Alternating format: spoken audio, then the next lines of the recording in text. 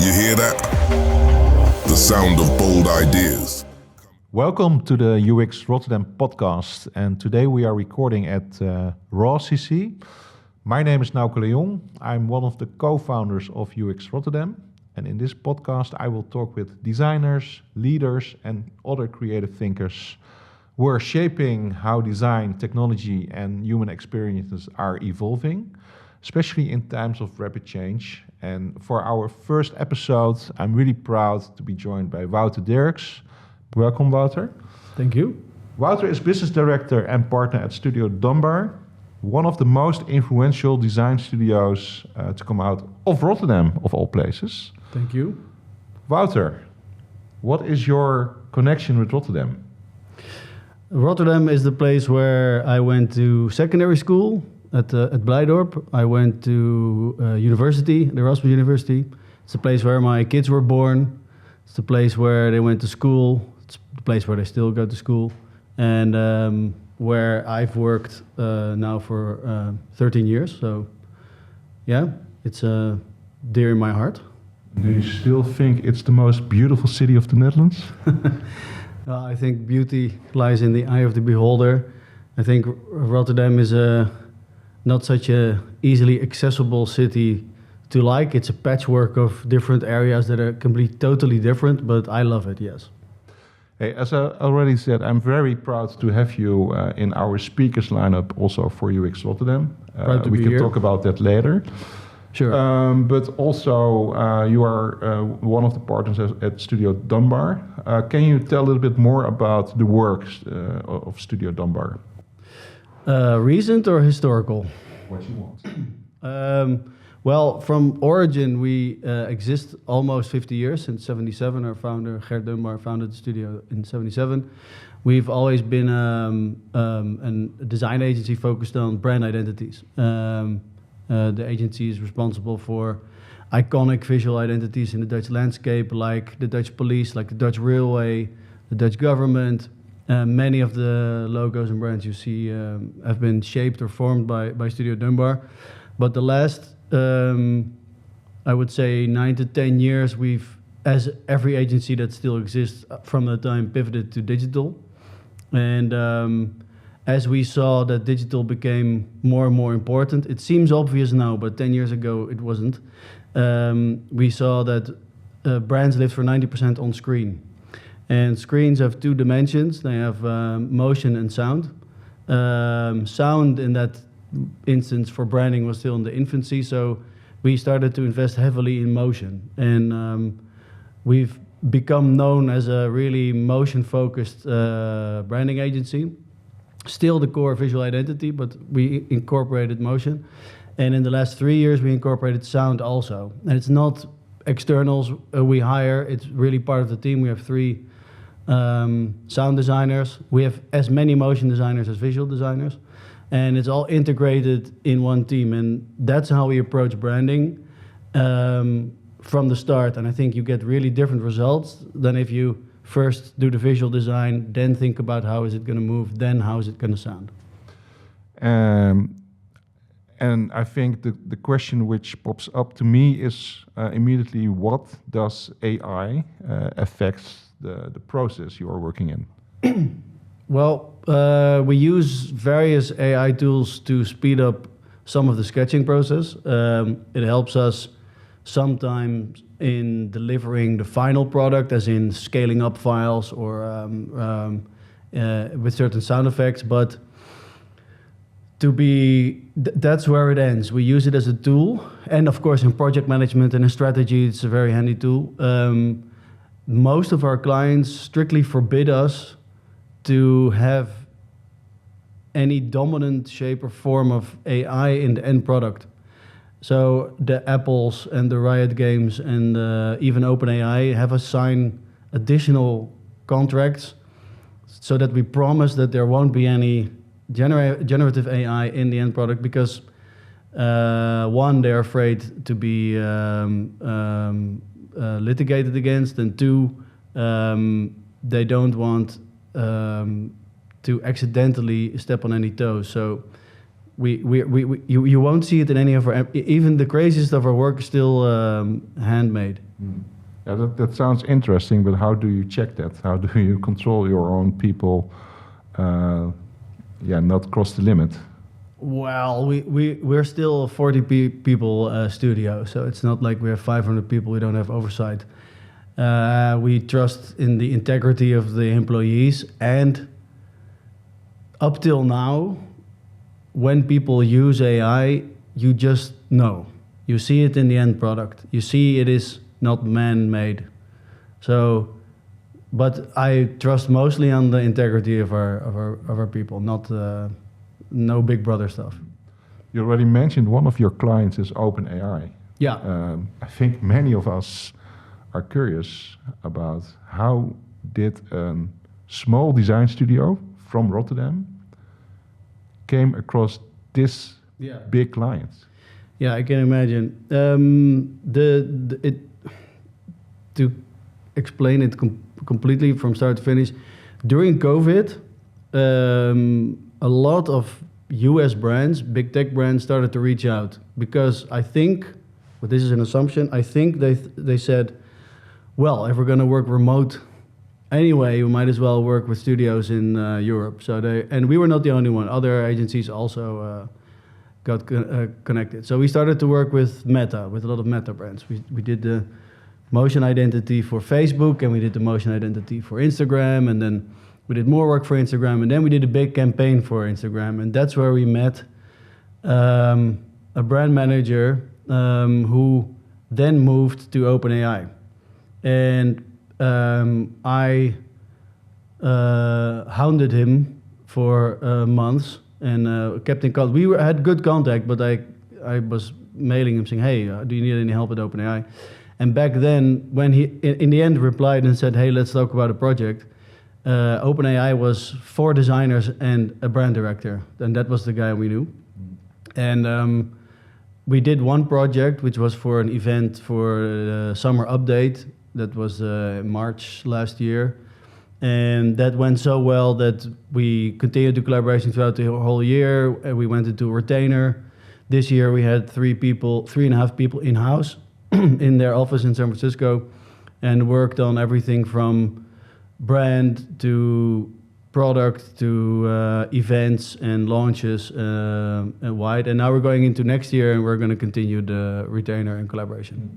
Is it difficult to maintain such a relationship with a client like OpenAI? Is it also impacting your personal life? I mean, I guess you have to travel also a lot. Yeah. You with all of our, I mean, for Studio Dumbar, 80% of our clients are on the West Coast. A lot of them seem to concentrate in the Bay Area. But does it affect the personal life? Yeah, for the traveling, yes, it does. But it also leads to a lot of opportunities and exciting things. The difficulty with OpenAI, well, the retainer gives us a lot of freedom. And that's the only way to work with a client that changes its mind so fast. Because even though it's a huge company, OpenAI is still a startup who pivots extremely fast. So you need to be able to give up work that you've been doing and focus on something else extremely fast, or because people change their mind. So it was a lesson for us in letting go and being flexible.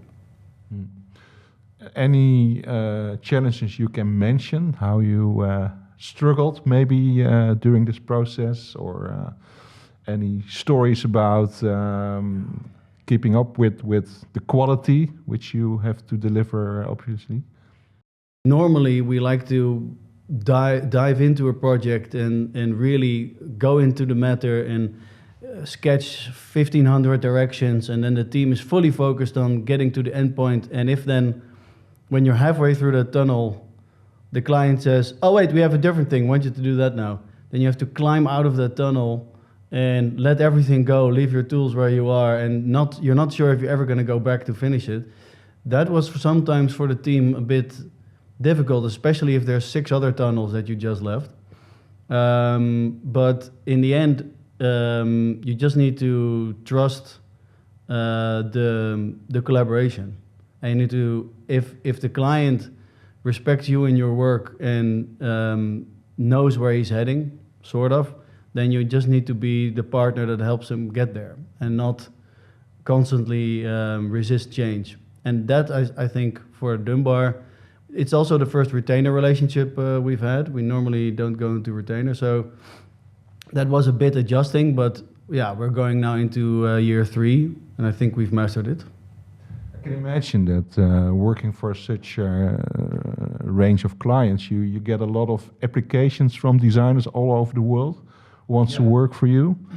What are your requirements? What kind of specific talent skills are you looking for, and how can you filter, let's say, the bullshit from the real talented people?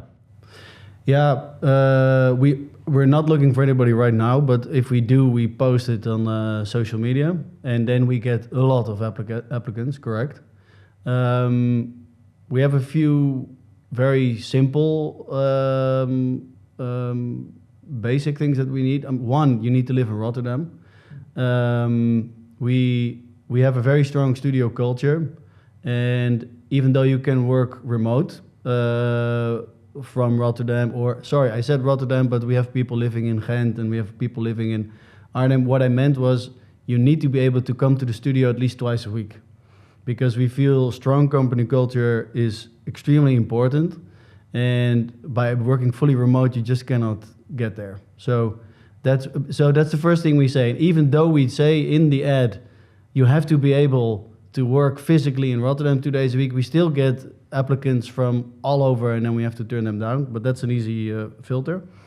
But we are looking for people usually who are multi-talented. So usually the people we have different skill sets. Our sound designer and the type designer, our type designer and a coder are usually, but it's not a given. And I think what is most common in our colleagues is a drive, and it's a drive to go further, to try harder, to take that extra step. And even though you think you're there, when you have a review and people say maybe you should also give up your ego, and it's not about you, it's about the end product, and continue. And we say to everybody, leave your ego at the door, because this is a joint a project. Sometimes there's 10 people working on it, and try harder. I think those two are the most important. Little step back into history. We know each other already for quite a long time, but actually we collaborated together at a Dutch agency. And what I remember from you was always your curious mind, your curious sense of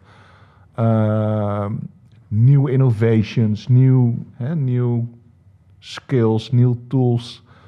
Are you still that curious after all those years? Well, maybe that's the third thing that the Studio Dumbar people have in common. I think curiosity, it's close to try harder, but curiosity as to what's next and what's possible, I think that's what everybody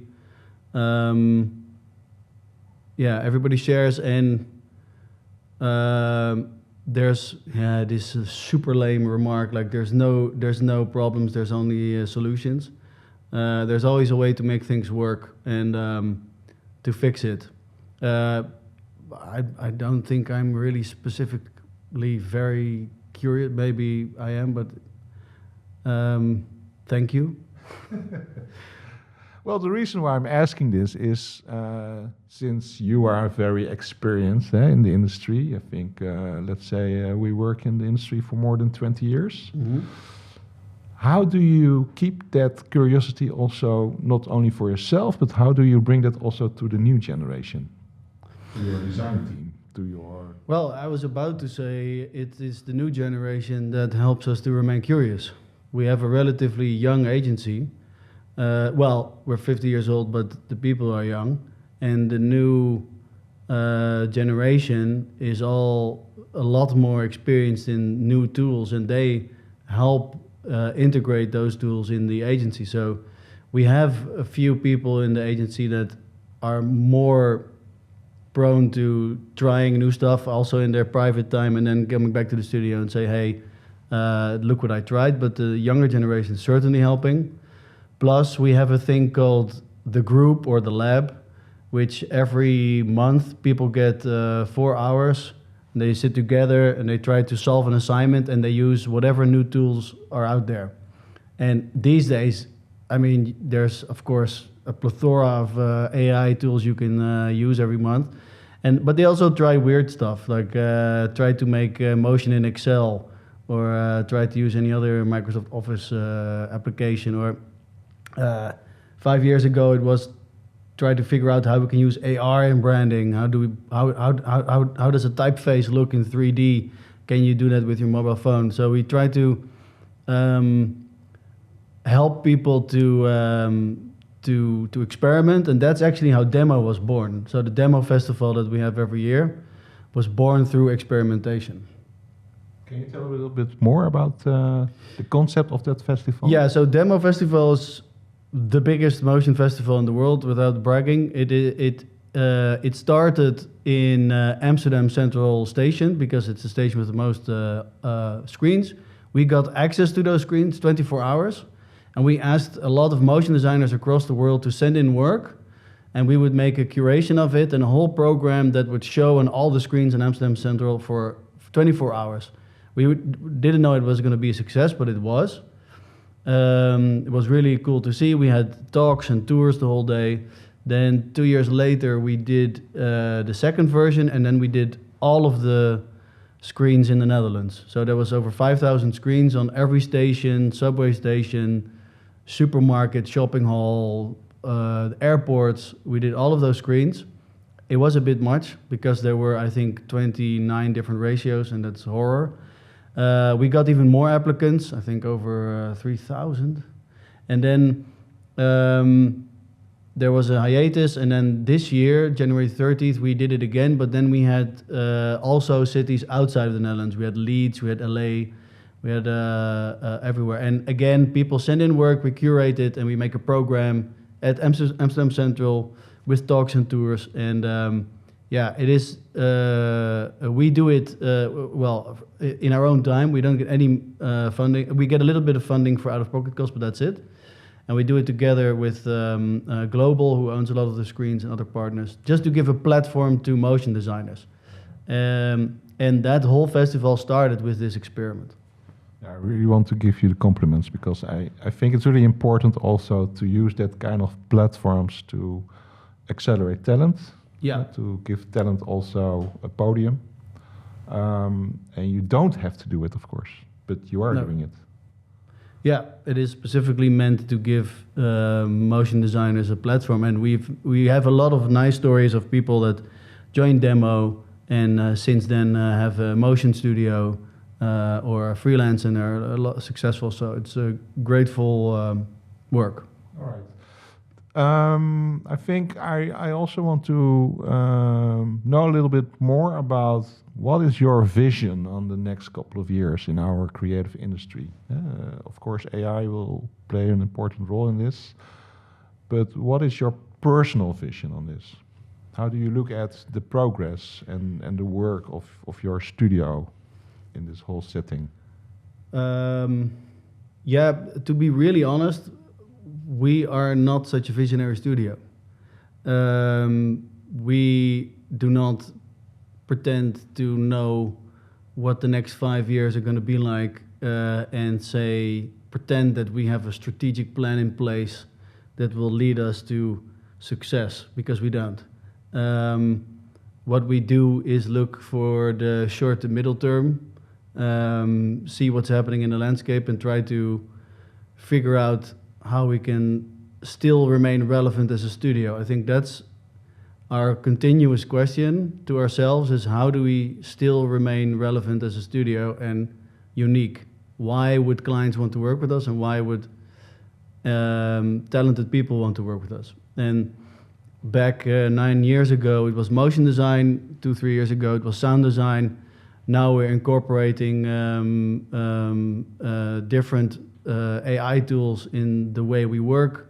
But this landscape is changing so incredibly fast that I think anybody who comes in your podcast and says, I know what's going to happen next 5 years is lying, because you don't. And there's a race to artificial general intelligence. I don't know if you know. Shall I? So the big AI companies are trying to develop their LLM, their language model, to match human intelligence, and that's artificial general intelligence. They want to find that level, and the thought is, at least a lot of experts in the field think this, there's also a lot of experts that totally disagree, that the thought is that if that happens, you can replicate this in a data center, and those smart people, PhD level people, will think about what develop the language model further. You get to a form of hyper intelligence, and that will help people think that will be like the Industrial Revolution and will change society forever, because everything will be possible.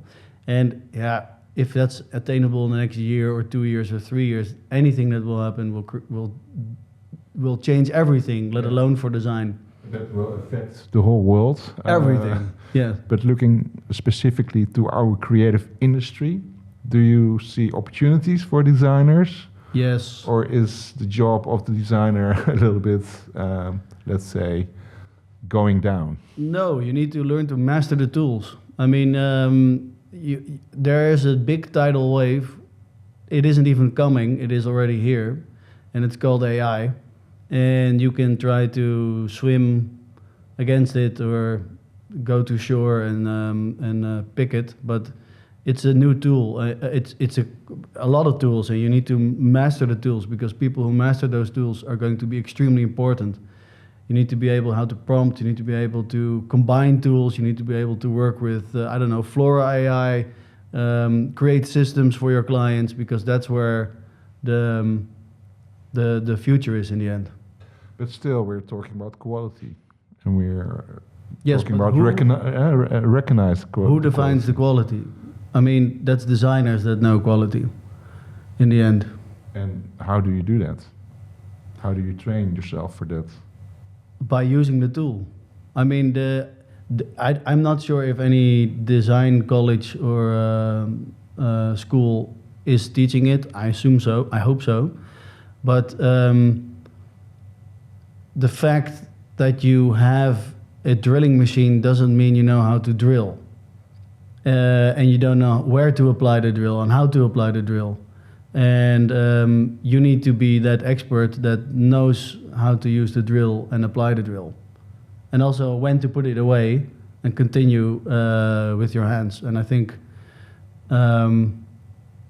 saying that the drill makes you scared and you still want to make a hole using hand machines, yeah, that's fine, but there will be 20 people aligned to use that drill, and they'll be 10 times as fast as you.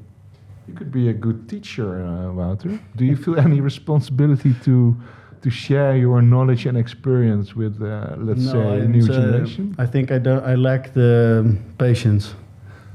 I'm sorry. No. All right. Now, of course, I really want to know about your participation to UX Rotterdam. Yeah. I know you don't want to talk too much about your talk, because anything can happen. That's what you said, and yes, still early in the year. But what can you describe as the storyline? What can you say about it? I think the storyline, well, not the storyline, but what we will talk about, or I will talk about, is the work we do for OpenAI and for one or two other clients, I'm not sure yet, how the use of AI and the different way of collaborating has changed in how we deliver projects. And it will be a very visual presentation, and there will also be a lot of sound. But from which perspective?